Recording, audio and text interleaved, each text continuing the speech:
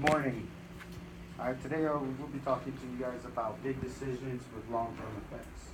As you know, we're all in the military and we make a lot of decisions based off what we feel is comfortable for our lives in the future.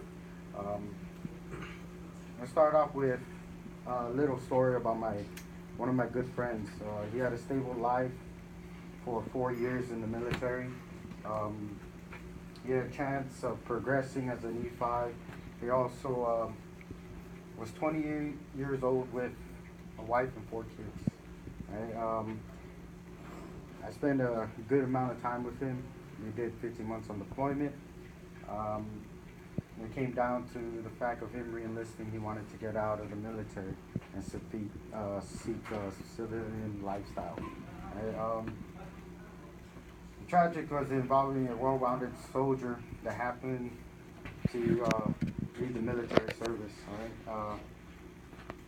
Basically, he did not plan and wasn't prepared for it, and overall, he ended up having a hard time supporting his family when his wife left him and his kids because of the fact that the husband couldn't support his family afterwards. Right? Upon researching, I do believe that experts best way to prevent this type of decision is to be planned. Military also puts some extra activity or resources out there for us to help us to get out and everything. Right? I know as the audience, this is going to touch bases on a lot of questions and everything, but I ask that you use an open mind just to see the pros and cons of the military and civilian sectors. Right? We start off with a quote by Terry Patchett. Being a soldier is not hard. If it was, soldiers wouldn't be able to do it. All right? For the most part, many employers, there's a lot of unemployed vets, service members that happen to separate, and struggling families. Right? According to Veteran Employment Situation Report, since May 2006, about 10,376 unemployed vets and service members are still currently unemployed. Right? They didn't find jobs after their military service. This goes out through all the branches as well. Many soldiers are getting out of the service and think that military pays more, which is true, they do pay more, but they require you to pay more towards personal responsibility, i.e. your housing, power, water, even your food expense and everything, which the Army gives you separate rations for that, which basically is tax-free. You only get taxed on your base pay. Right? So, according to Ms. Institution, the soldiers with all the benefits get paid more than a civilian personnel with the same experience and the same knowledge. Granted, if you and the civilian don't have college degree, you're making more as the military personnel versus that civilian. Now, if that civilian has like a master's degree, he'd probably be making close to what you're making, all right, if not more.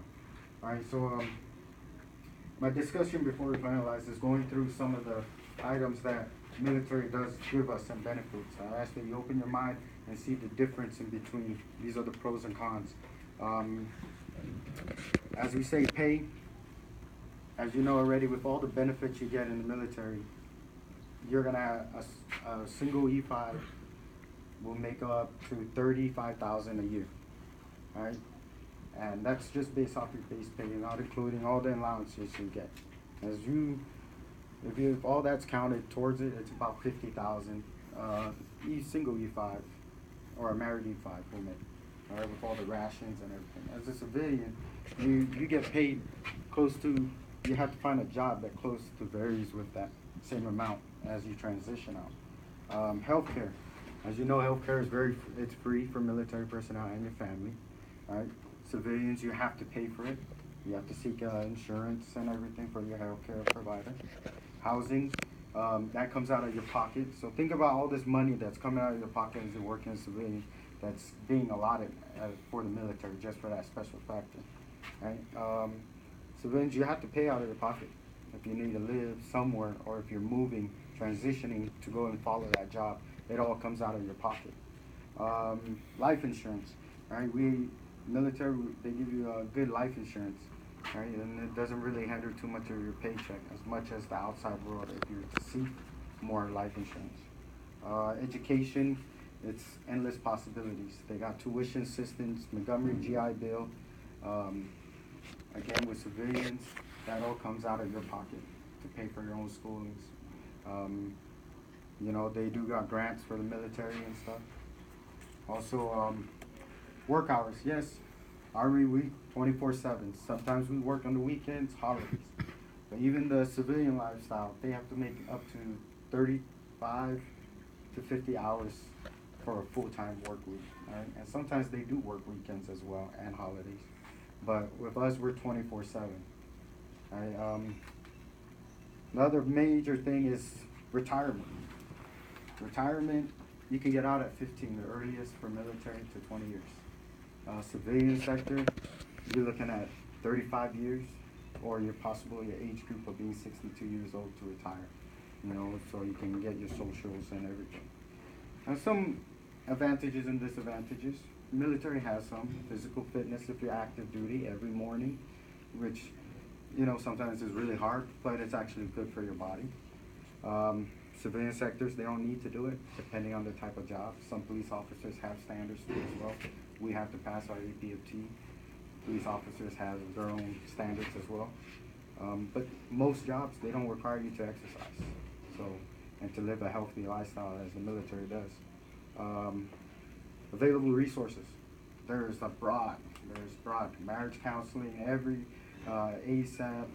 There's a lot of resources the military offers for soldiers and families for free. As for civilian, you have to pay for those resources. You know, if they're really hurting and they need counseling, they have to pay out of pocket.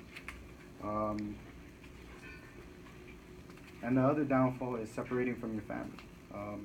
Military requires you to deploy, spend time out in the field, go to training, education in schools, where you leave your family for long periods of time.